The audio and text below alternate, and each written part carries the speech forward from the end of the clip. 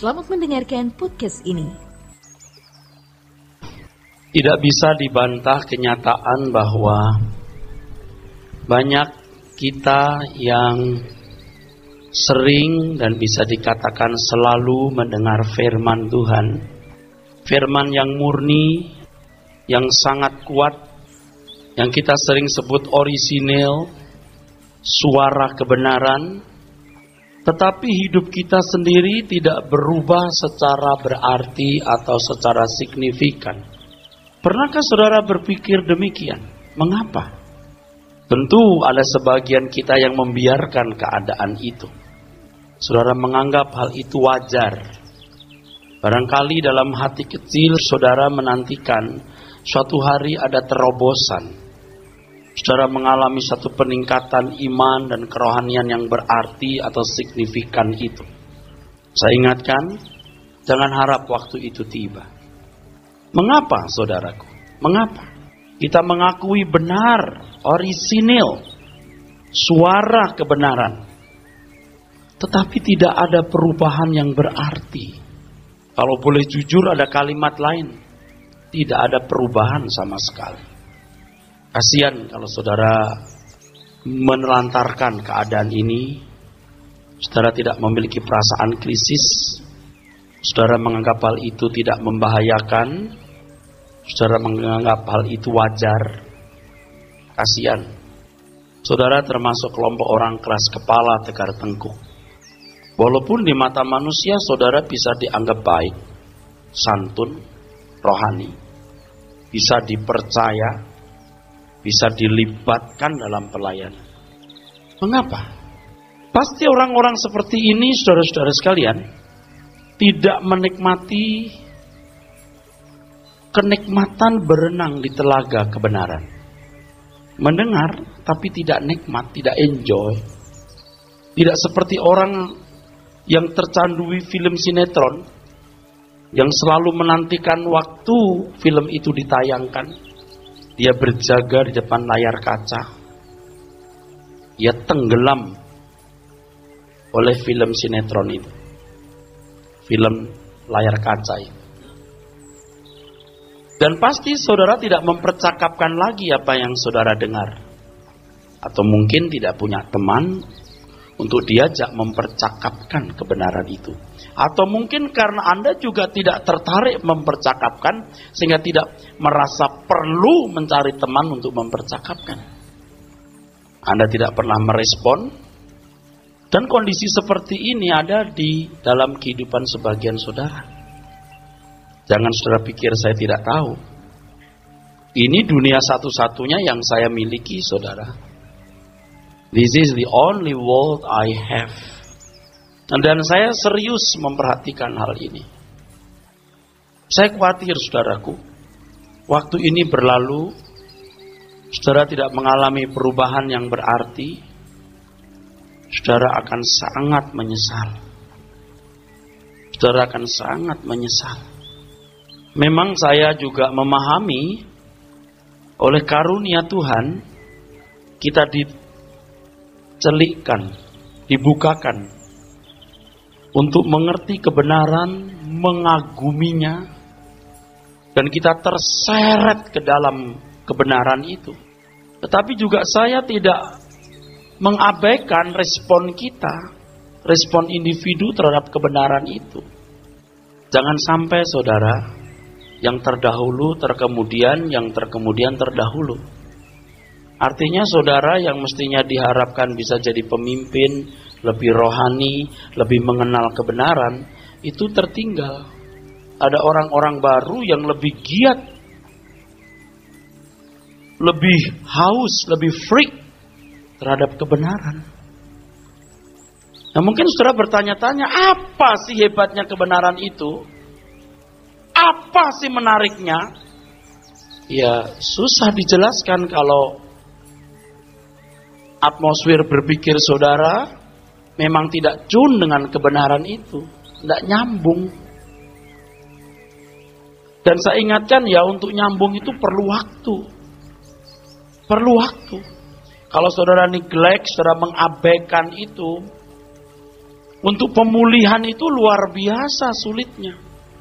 Nah sekarang ini saya lihat orang-orang yang freak terhadap kebenaran, yang kecanduan, yang haus dan lapar akan kebenaran. Saya cukup tua, saudara, dan mungkin di sini saya harus mengatakan saya tua untuk bisa membedakan orang yang sedang bertumbuh dan orang yang berhenti bertumbuh, orang yang menghargai kebenaran, orang yang tidak menghargai kebenaran. Saya tua di sini, saya mengerti karena this is the only world I have. Saya tidak punya dunia lain yang menarik. Saya tidak punya dunia lain yang lebih menarik dari ini. Jadi saya sedih, saudara, lihat beberapa saudara yang tidak mengenali diri sendiri. Ya memang ada banyak goncangan dalam hidup ini, baik goncangan di tempat kerja, goncangan di rumah tangga, goncangan di pelayanan, yang bisa menjadi alasan saudara menjadi dingin, jadi warm, jadi suam. Tuhan menghendaki Anda hot atau cool sama sekali. Nah karena saudara tidak menyediakan mangkok hati saudara secara memadai, mangkok di sini bukan hanya soal kapasitas tapi juga kualitas. Saudara tidak mengerti kebenaran, tidak menemukan klik-kliknya itu, tidak menemukan. Anda tidak bertumbuh, Anda tidak mengecap nikmatnya kebenaran. Saya memaklumi kalau ada anak-anak muda yang sebenarnya belum terlalu bisa menikmati indahnya, lezatnya kebenaran itu. Saya sangat memaklumi. Ya karena muda. Kadang-kadang hanya menyentuh sampai rasio atau pikiran. Belum sampai ke spirit. Tapi kalau kita sudah usia 45, 50, 60 tahun, kita nggak tersentuh. Wah itu lampu merah, saudara. Bahaya itu. Hidup kita ini singkat. Hidup kita ini singkat. Saudara harus makin menghayati singkatnya hidup. Nanti saudara akan punya satu view, satu cara memandang yang berbeda, melihat dunia ini. Berbeda. Nah saudara mungkin belum sampai kepada ini, belum. Saudara masih mau hidup wajar seperti anak-anak dunia lain. Cuma saudara cukup baik saja datang ke gereja, mendengar suara kebenaran, aktif di gereja. Tapi saudara sebenarnya kualitasnya rendah. Kuantitas di ruangan gereja, kuantitas dalam kegiatan rohani besar. Tapi kualitas Anda tetap rendah. Tuhan Yesus berkata perkataan-perkataanku itu roh dan kehidupan. Jadi kalau saudara belum masuk kepada wilayah penyerahan diri yang sungguh, susah diajak bicara. Tuhan berkata kalau kamu tidak melepaskan dirimu dari segala milikmu, kamu tak dapat jadi muridku. Jadi firman-firman yang luar biasa itu ya seperti nabrak tembok. Kalau mangkok itu mangkok Anda tertelungkup atau mangkok Anda terlalu kecil. Yuk kita kembali kepada kebenaran ya saudaraku. Untuk apa sih hidup ini saudara? Untuk apa sih? Mau kaya, mau terkenal, mau hebat. Oke, kalau mau kaya itu seberapa sih kaya yang Anda harapkan? Saya sih nggak macam-macam lah Pak, yang penting nggak punya utang, punya rumah, punya mobil, cukup. Cukup. Kalau sudah dapat itu lalu saudara cukup Pak, pernah? Orang bisa bilang cukup di situ? Itu iblis yang nipu Anda. Oh kamu orang baik, kamu kan nggak pengen macam-macam kan, hanya pengen rumah, mobil, utang kebayar, begitu kan? Iya itu nggak salah. Nanti begitu selesai Anda, saudara begitu menyelesaikan masalah-masalah itu, Anda pasti ingin yang lain, tidak mungkin enggak. Anda berkata, oh enggak Pak, oh enggak mungkin, karena Anda tidak mengecap kebenaran. Jadi banyak orang berpikir kalau mereka sudah mendapatkan apa yang mereka harap, mereka mau melayani Tuhan atau ya tidak macam-macam lah. Saudara akan terus hanyut di situ. Hari ini saudara harus mulai berkata, Tuhan, aku utamakan Engkau. Aku mau bertumbuh dalam kebenaran. Ini kalau saya bicara jujur ya, banyak saudara yang sudah di lampu merah. Anda ada di lampu merah, bahaya. Anda biarkan begini terus. Satu kali Anda nggak nyambung dengan saya. Anda cuma tidak berani lawan saya aja. Karena Anda hampir tidak menemukan salah saya. Atau saudara mengada-adakan kesalahan itu. Saya ingatkan ini bukan untuk kepentingan saya atau hubungan kita. Ini untuk kepentingan saudara dengan Tuhan. Dan sebagai gembala, saya sebagai orang tua rohani, saya harus bicara terus terang. Saudara bisa berkategori keras kepala, tegar tengkuk seperti bangsa Israel di padang gurun. Saudara terus berpikir duniawi. Anda tidak merindukan kerajaan surga. Anda tidak serius untuk merindukan kerajaan surga. Anda tidak sungguh-sungguh mengasihi Tuhan Yesus. Anda lebih mengasihi diri sendiri, perasaan, cita-cita, ego, apa yang Anda harap dan mimpikan. Anda tidak sungguh-sungguh mau diajak sempurna seperti yang dirancang Bapak. Anda tidak sungguh-sungguh menerima keselamatan yang artinya usaha Tuhan untuk mengembalikan manusia kepada rancangannya. Anda tidak serius. Kalau Anda berkata begini, ya biarlah Pak, oke, selamat binasa. Anda pasti binasa. Anda jangan harap barang bagus harga murah. Ini sudah bukan harinya atau zamannya saudara boleh bergereja setengah-setengah. Tidak ada tempat buat orang begitu. Ini bukan zamannya lagi Anda boleh jadi orang wajar seperti anak dunia dan menikmati dunia. Lalu juga Anda sibuk ke gereja, aktif dengar suara kebenaran, atau aktif dalam pelayanan. Anda jangan tipu Tuhan. Saya berkali-kali berkata pelayan yang sesungguhnya bukan itu. Bagaimana hidup kita diubah. Yang sungguh-sungguh mau saja setengah mati, saudara. Saya sudah lihat kok, dari cara Anda ngomong, dari cara Anda mempersoalkan masalah, memperkarakan orang lain. Saya membaca Anda tidak bertumbuh. Cuman saya diam aja. Wah, tidak bisa dijelaskan. Sedih saya. Sekarang saya mau ngomong, here where you are supposed to be. Disinilah saudara harus berada, atau di tempat di mana saudara harus berada. Bagaimana saya berbicara kalau Anda belum masuk ke dalam kehidupan yang diserahkan, disalibkan, dipertaruhkan buat Tuhan. Saya tidak bisa bicara ini. Here, where you are supposed to be. Ini dibutuhkan kerendahan hati, saudaraku. Ya, juga jangan merasa, wah ini gembala sedang kita lagi marah-marah nih. Bahaya. Nanti persoalan-persoalan kecil di dalam pelayanan jadi besar. Hal-hal yang sepele akan jadi besar. Kita harus dengan rendah hati mengakui keterbelakangan kita, ya, keterbelakangan kita. Saya sudah melihat ada bapak-bapak yang rohaninya maju, ibu-ibunya jauh di belakang. Ada ibu-ibu yang rohaninya maju, bapak-bapaknya tidak smart.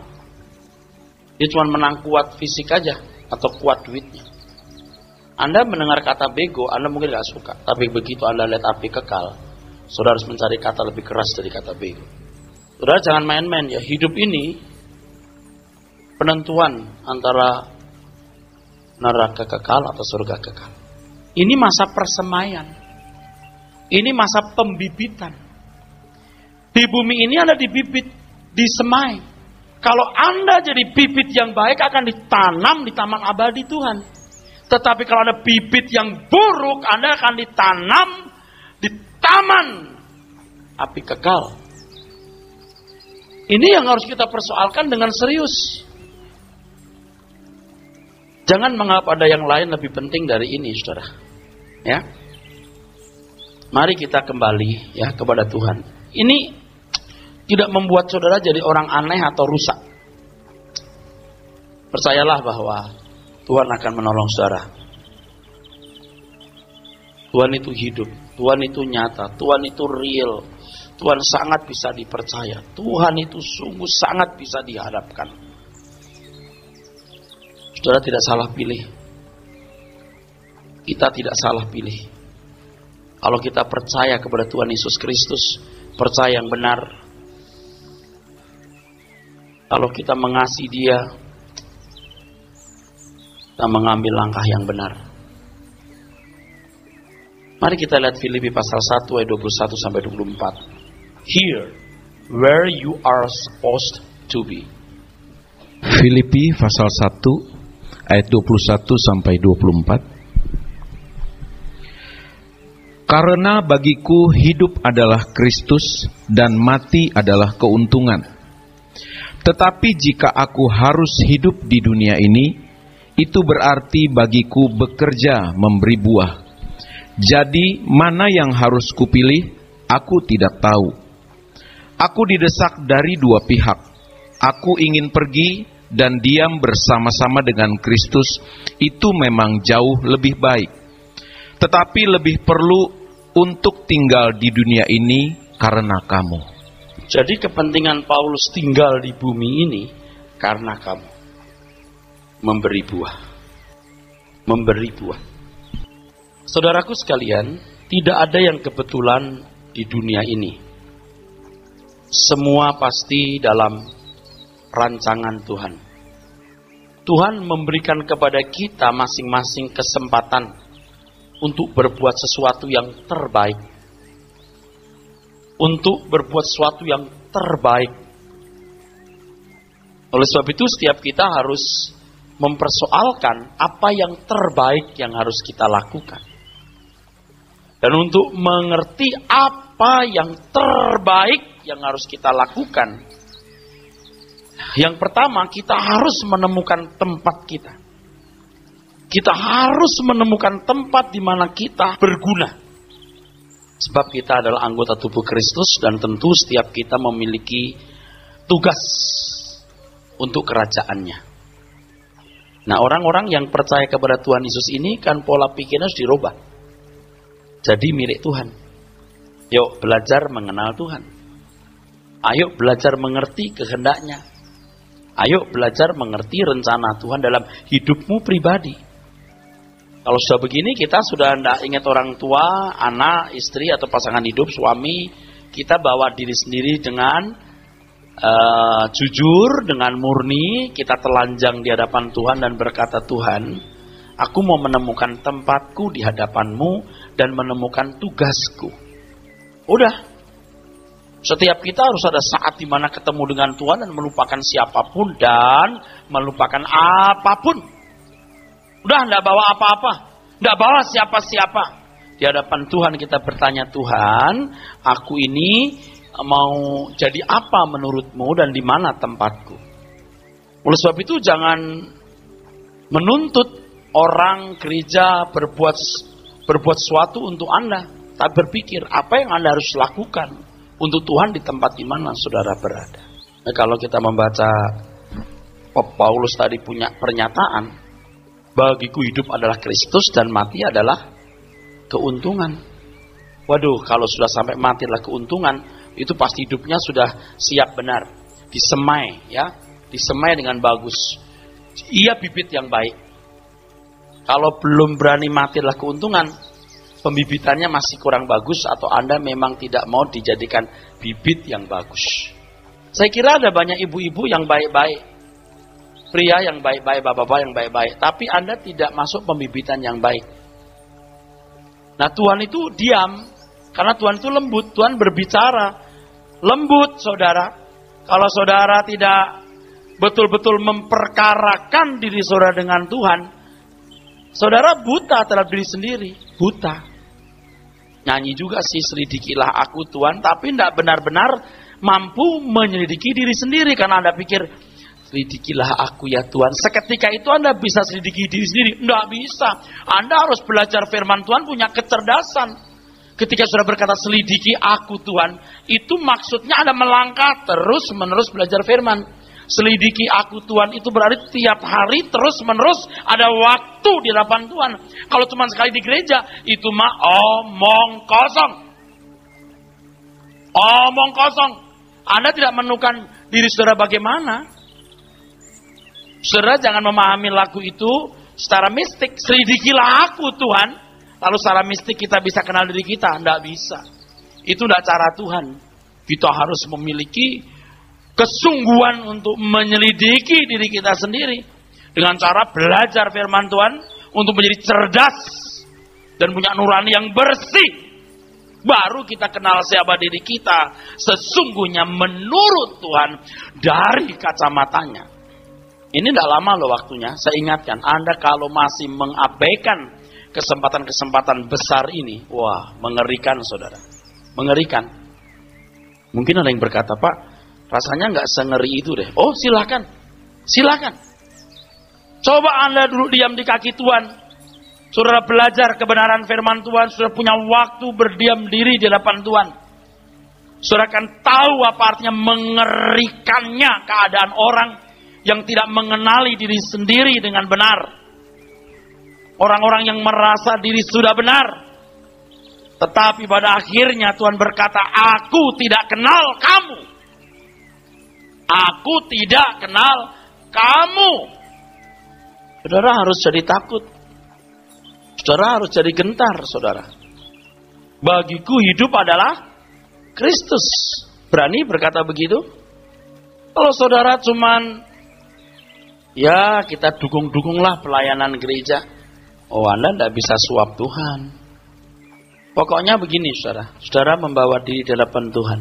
Tuhan, aku ini sungguh-sungguh jadi anak tebusan, gak orang belianmu, gak budakmu, hambamu, yang hidup bagimu. Kalau aku hidup bagimu, Tuhan. Pokoknya hubungan dengan pasangan hidup, anak, orang tua, tetangga, siapapun dikat dulu deh. You bawa diri saudara dengan tulus, biar Tuhan yang berbicara. Tuhan masih beri saudara kesempatan untuk berubah. Tuhan masih beri kesempatan kita untuk dibaharui, ya.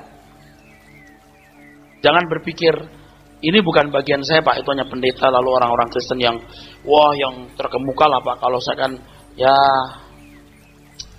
kelas kopral lah. Oh enggak, itu suara iblis, itu penyesatan, itu intimidasi. Anda jangan dengar. Saudara harus jadi orang-orang terkemuka Tuhan, karena semua kita punya kesempatan yang sama untuk diberkati Tuhan, untuk dibentuk Tuhan. Saudara semua orang-orang yang penting, berharga, sebab Tuhan Yesus mati di kayu salib buat saudara pribadi. Ya, ayo, mari saudaraku, mari. Ayo menyongsong hari esok ini, yuk kita bertobat. Bagiku hidup adalah Kristus.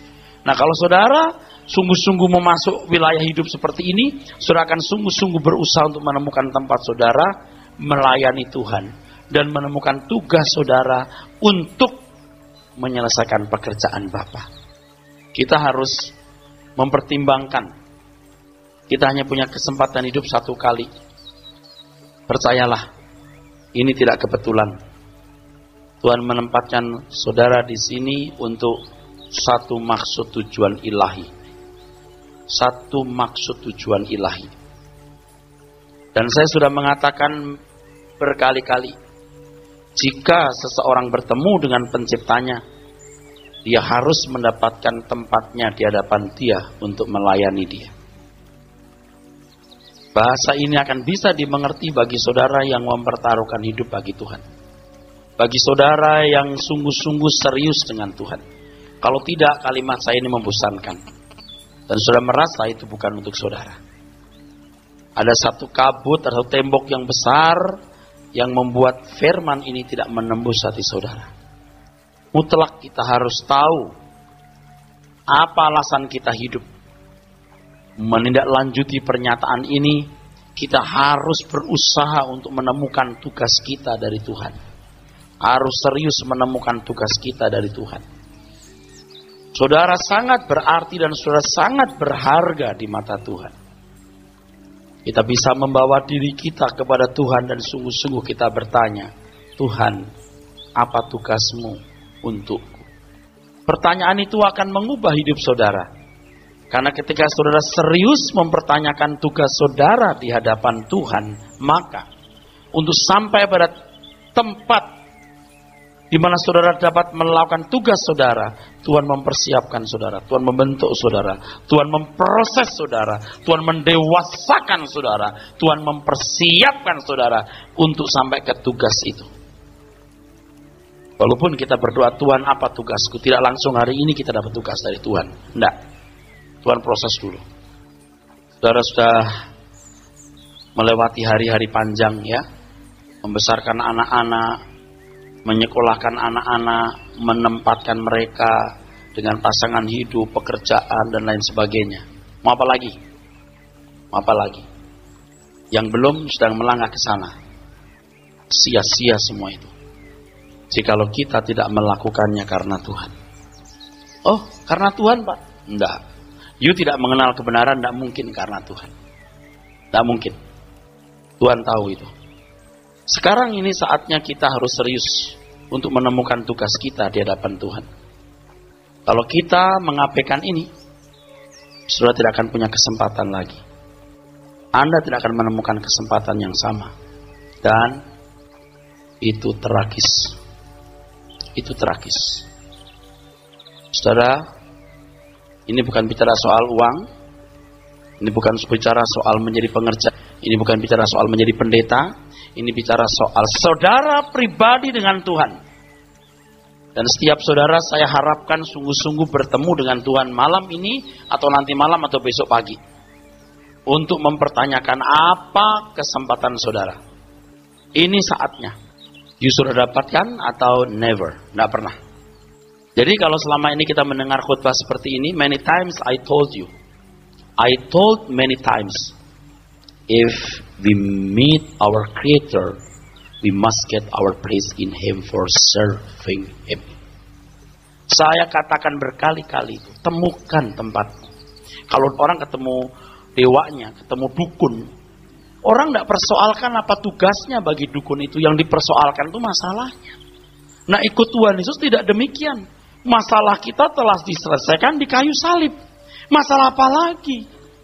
Kalau hubungan kita bisa dipulihkan dengan Tuhan, kita menjadi anak-anak Allah yang maha tinggi, kita dipersiapkan mewarisi kerajaan surga, kita orang-orang yang masuk proyek pembibitan atau persemaian, di situ kita belajar sungguh-sungguh.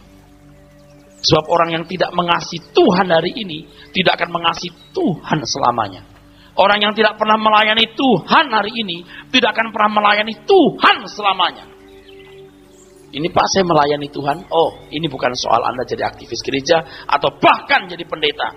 Coba masing-masing kita menemukan tempat kita di depan Tuhan, enggak? Yang gimana itu Pak? Ya tanya sendiri. Sampai saudara menemukan. Saya takut, saya khawatir. Banyak ibu-ibu yang tenggelam dengan urusan ibu-ibu. Bukan tidak boleh tanggung jawab kerja keras untuk keluarga. Oh, itu mah mesti. Banyak bapak-bapak yang tenggelam dengan tugas bapak. Tugas orang tua. Tugas suami. Tugas pebisnis. Tapi Anda tidak menemukan tugas dari Tuhan. Nah, ini yang saya minta semua kita mempersoalkan. Apakah saudara sudah menemukan tugas saudara dari Tuhan? Ya, kalau kita bertuhan, kita berurusan dengan Tuhan sungguh-sungguh. Pak, saya nggak pandai Pak dengar suara Tuhan. Kok saya nggak rasanya Tuhan jauh? Anda harus berjam-jam cari Tuhan. Kalau orang yang mau menemukan sesuatu gitu, bisa tidur bermalam-malam loh. Di sono, di kuburan. Kenapa kita nggak bisa berjam-jam di kaki Tuhan? Kenapa kita nggak nguber Tuhan? Sungguh-sungguh sampai bisa mengerti Tuhan itu hidup. Tuhan itu real. Tuhan itu nyata. Jadi bukan hanya, aduh bagus firman Tuhan, suara kebenaran bagus, saya dijamah. Kadang-kadang cuma sampai di situ doang, tapi Anda nggak ketemu Tuhan secara pribadi. Paling banter jadi icon, wah ikonnya itu Erastus. Suara kebenaran itu Erastus. Ya terpaksa lah, walaupun saya tidak berharap begitu. Idol saudara Tuhan, bahkan Alkitab ini pun icon. Ikonnya itu Alkitab, idol kita siapa? Tuhan, maka harus ketemu Tuhan, jangan cuma ketemu suara kebenaran. Bagus ya, wah kita diberkati.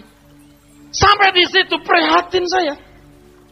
Anda jangan pikir saya senang kalau saudara mengikonkan saya. Kalau cuma di situ, bahaya. Sampai tingkat mengidolkan saya, wah lebih rusak lagi tuh. Tapi itu pun tidak saya harapkan. Saya hanya alat. Alkitab, bahkan Alkitab pun bukan idol. Icon, idolnya Tuhan. Tuhan pribadi, Tuhan Yesus pribadi. Yang harus kita kenali, kita ketemu face to face. Lalu kita tanya, Tuhan, Kau tempatkan aku di mana? Apa yang harus kulakukan, Tuhan? Walaupun Anda sekarang sudah aktif di pelayanan, bahkan jadi pendeta, tanya, Tuhan, apa yang harus kubuat lagi? Saya serius juga bertanya begitu. Jangan mengalir kemana angin membawa. Oleh sebab itu mari kita berlomba, saudaraku. Kita berlomba mencari Tuhan dan menemukan. Sehingga setiap kita punya pengalaman pribadi. Yang tidak akan terjelaskan oleh kata-kata. Anda tidak bisa menjelaskan pengalaman pribadi dengan Tuhan itu. Tuhan itu real. Tuhan itu nyata. Sampai saudara menemukan, ini tugasku Tuhan. Begitu. Saya juga memperkarakan, ya, memperkarakan terus dengan Tuhan. Tugasku di mana Tuhan? Apa yang harus kulakukan Tuhan? Saya tidak bisa bagaimana menjelaskan dengan kata-kata lain, saudara. So banyak orang hanya sampai tingkat mengurus rumah tangga, ngurus kerjaan, ngurus bisnis. Dan itu jadi tujuan. Wah, sedih. Anda tidak ketemu Tuhan. Anda tidak punya pengalaman pribadi dengan Tuhan. Pada waktu kita berdoa, cara saudara bersikap berdoa, bersikap menyanyi, itu pun sudah nampak. Anda itu kenal Tuhan nggak? Anda punya penghormatan nggak terhadap Tuhan? Itu kelihatan sebenarnya. Jangan hanya fantasi. Jangan hanya fantasi. Tadi waktu kita nyanyi, ku kan terbang. Terbang kemana? Anda udah terbang sejauh mana? Anak-anak muda saya mengerti kalau anak muda menyanyi sambil lompat-lompat, Januari muter-muter gitu. Anak muda, tapi kalau orang tua, ya udah nggak bisa fantasi, dia harus menemukan terbang di mana. Yuk terbang di mana? Bagaimana aplikasi terbang itu? Harus sudah menemukan. Kalau anak muda, wala fantasi lah. Tapi kalau kita sudah tidak bisa fantasi lagi, harus sudah menemukan kita terbang terbang di situ maksudnya apa? Tidak bisa fantasi lagi. Kita tahu sudah punya masalah. Kita semua punya masalah. Tapi kalau sudah berurusan dengan Tuhan, jangan mikir masalah. Bahkan pasangan hidup, bahkan orang tua, bahkan anak, siapapun. Saudara tanya kepada Tuhan, aku ini tugasnya apa? Tuhan, engkau seperti mimpi Tuhan. Nggak nampak. Saya berapa kali ya, tengah malam bangun gitu. Terus ada intimidasi begini. Intimidasi dalam hati saya. Mana Tuhanmu? Gitu. Iya ya, di mana ya? Kan gitu. Tengah malam bangun tiba-tiba berpikir begitu. Saya berlutut. Sampai saya menemukan hadiratnya, tidur lagi saya. Tuhan tuh nggak bisa kepegang sama tangan begini. Nggak bisa dilihat dengan mata. Tapi harus percaya. Berbahagialah orang yang percaya walau tidak melihat. Harus ketemu baru bisa menemukan tugas kita itu apa. Jangan dikit-dikit dengar nubuat pendeta, dikit-dikit didoakan pendeta. Oh, enggak perlu lagi. Hari kini masih begitu. Udah bukan zamannya lagi. Udah jangan memuja-muja pendeta. Kagumi kebenaran firman Tuhan. Dan dari kekaguman itu terus merambat temukan Tuhan. Ayo mencari Tuhan. Kalau tidak, waduh. Saya mau khotbah here where you are supposed to be. Nggak bisa ngomong. Di sini tempat di mana Anda harus berada. Aku taunya dari mana? Ketemu Tuhan dong masing-masing. Bukan pendeta yang menetapkan. Bukan manusia yang menetapkan. Tuhan yang menetapkan.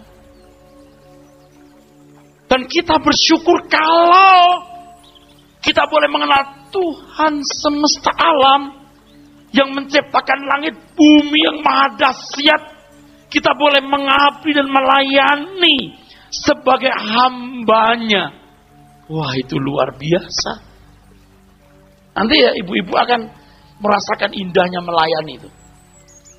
Salaman, salam kita. Selamat datang Bu, silakan duduk, apa kabar? Tulus. You berharga di mata Tuhan. Nanti guru-guru suamiku waktu bercerita kepada anak-anak, hatinya bisa hancur. Anak-anak ini Tuhan, masa depannya tidak jelas karena dunia makin jahat. Lindungi ya Tuhan. Anda perhatikan nggak kalau penyerahan anak, kadang-kadang sampai nangis? Perhatikan nggak? Kenapa sih saya membayangkan anak ini hari esok mau jadi apa? Dunia ini makin tidak karu-karuan, bener-bener makin kacau. Ya Tuhan, lindungi anak-anak ini Tuhan. Gitu loh. Saya kalau lihat ya, waktu khotbah atau nyanyi, lihat jemaat gitu. Yang polos, tulus, tidak bisa bedakan tangan kanan kirinya, istilahnya gitu ya. Aduh Tuhan, aku tidak bisa lihat orang ini binasa. Tuhan tolong dia bisa mengerti kebenaran. Kan di beberapa kebaktian, saudara, ada gereja yang ekonominya menengah ke atas, tapi ada jemaat yang ekonominya menengah ke bawah gitu. Saya kalau lihat jemaat yang kurang mampu gitu, khotbah saya lebih hancur hati. Tapi kalau jemaat yang menengah ke atas, yang kaya-kaya, kadang-kadang saya juga Saya seperti nabrak tembok gitu, muka-muka sombong gitu, kayak nggak terlalu butuh Tuhan gitu.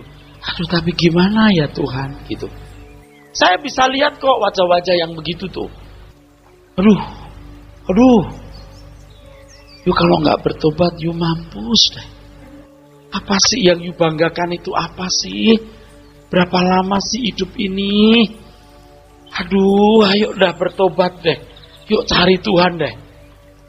Ya, yang nak mampu-mampu nih, yang ekonominya lemah, udah miskin di dunia, mati masuk neraka. Aduh, jangan deh. Biar rumahmu kecil, saudara masih bisa berlutut berdoa, menitikkan air mata tanpa tangisan yang keras karena rumahmu berhimpitan dengan rumah orang. Nggak apa-apa. Sampaikan keluh kesah, ratap tangis, desahmu sampai di hadapan Tuhan semesta alam yang maha tinggi. Temukan Tuhan. Biar saudara diajar oleh Tuhan. Sampai akhirnya saudara akan menemukan tugas saudara di hadapan Tuhan. Pak, boro-boro tugas dari Tuhan. Lawa makanannya susah, Pak. Jangan bicara begitu. Banyak orang berpikir bahwa mereka bisa memperoleh sesuatu lalu berharap sesuatu, berharap memperoleh apa yang dicita-citakan, setelah itu dia akan melayani Tuhan. Ini salah. Prioritas adalah kita menemukan di mana Tuhan kehendaki kita berada. Dan semua akan ditambahkan. Seperti Petrus memberikan kapalnya bagi Tuhan Yesus untuk mengajarkan Injil. Setelah itu Tuhan Yesus membuat Petrus dan teman-temannya mendapatkan sejumlah besar ikan. Oh, ikan itu bukan tujuannya. Tetapi dengan hal itu Petrus kagum bahwa sungguh ini nabi. Petrus berlutut di hadapan Tuhan Yesus dan berkata, aku orang berdosa. Sejak itu Tuhan mengajak Petrus untuk bersama-sama dengan Tuhan. Tuhan tahu yang Anda butuhkan. Ia akan mensuplai yang Anda butuhkan dengan bijak, sesuai dengan kekayaan dan kemuliaan yang terdapat dalam Yesus Kristus. Pikirkan, kalau Anda ditempatkan di satu keluarga, itu berarti Tuhan men-setting saudara untuk memberkati setiap orang dalam keluargamu. Ketika Anda ditempatkan di satu tempat, pergaulan, kantor, kampus, sekolah, disitulah Tuhan menempatkan saudara untuk menjadi berkat di sana. Nah, sekarang kita periksa diri kita masing-masing sejauh mana kita sungguh-sungguh telah menjadi berkat.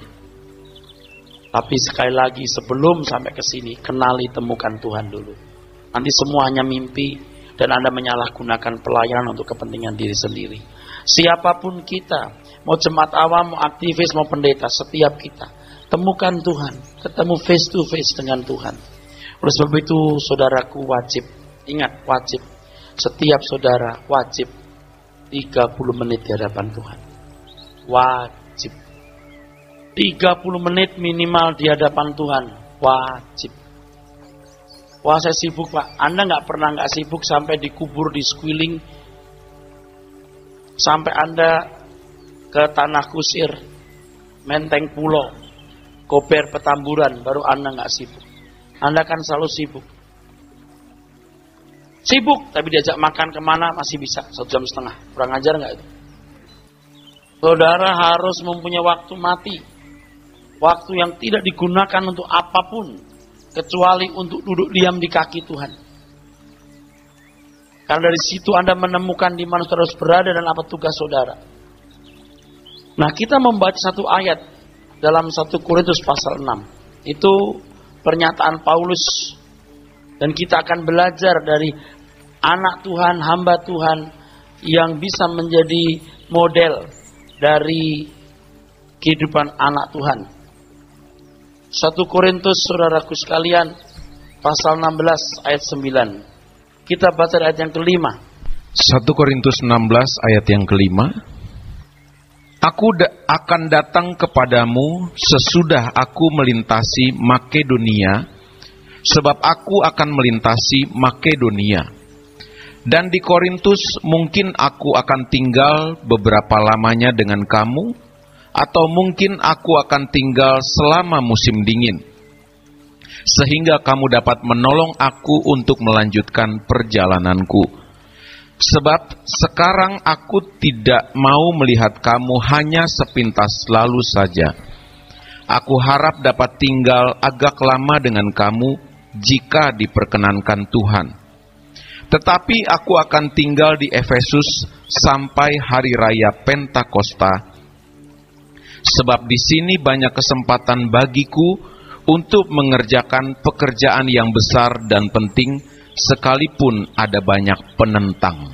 Ya, saudara, tidak seperti Paulus. Oke. Tapi prinsip hidupnya bisa kita serap. Dunianya adalah pelayanan. Semua yang dilakukan adalah pelayanan. Memang di suratnya Paulus tidak menunjukkan secara eksplisit, tapi beberapa bagian secara implisit kita menemukan bagaimana Paulus berjuang, memperjuangkan hidup pelayanannya. Ya, untuk biaya pelayanan dia membuat kemah. Itu pekerjaan tangan, pekerjaan kasar, pekerjaan yang menuntut waktu, tenaga, fisik. Tapi Paulus melakukan itu. Saudara, kalau membaca kehidupan Paulus, itu jadi contoh kita semua. Kita bukan Paulus betul. Pengalaman kita tidak bisa sama persis dengan Paulus, benar. Tapi prinsip hidupnya bisa kita petik. Apa? Dia hanya punya satu dunia. Bagiku hidup adalah Kristus. Di Efesus walaupun banyak tantangan, tetapi di sana ada kesempatan besar bagiku. Lihat, dia mengabaikan masalah hidupnya. Dia mengabaikan tantangan. Dia tidak peduli dengan masalah yang harus dihadapi. Yang penting dia menemukan tugas untuk diselesaikan. Gak ada tantangan saja kita gak melakukan tugas, apalagi ada tantangan. Saudara, saya percaya kita bisa lakukan hal ini. Kita bisa lakukan hal ini.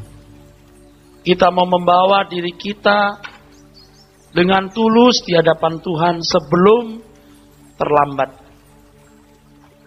Kita mau berkata kepada Tuhan, Tuhan ini aku. Aku lupakan pasangan hidupku, anakku, orang tuaku, apapun. Sebab satu hari aku akan menghadap Engkau telanjang. Sebelum aku ditelanjangi nanti di hadapanmu, aku menelanjangi diriku di hadapanmu hari ini. Seluruh keberadaanku aku buka. Aku perlu nasihat. Aku perlu teguran. Aku perlu peringatanmu. Seperti yang tadi saya katakan. Belum tentu secara otomatis hari ini, saat ini saudara bisa menemukan. Tapi doa yang tulus seperti itu akan menggiring saudara kepada pertumbuhan pengertian. Akan membangun kerinduan bertemu dengan Tuhan, kerinduan belajar kebenaran. Sampai akhirnya saudara akan bisa mengenal diri saudara seperti Tuhan mengenal diri saudara. Jangan membayangkan kehidupan Paulus itu kehidupan yang unik, yang orang lain tidak bisa melakukan. Secara kasus betul tidak sama, tapi secara prinsip atau esensi semua kita bisa memiliki kehidupan seperti ini. Sebab filosofi Paulus, bagiku hidup adalah Kristus dan mati adalah keuntungan. Itu yang diajarkan Tuhan Yesus. Ketika Tuhan berkata, makananku adalah melakukan kehendak Bapa dan menyelesaikan pekerjaannya. Siapapun kita, jangan sampai waktu yang begitu berharga yang Tuhan berikan berlalu sia-sia. Kita harus tulus. Kita harus tulus. Kita harus rendah hati untuk membawa diri kepada Tuhan dan menemukan tempat kita di hadapan Tuhan mulai saat ini. Amin.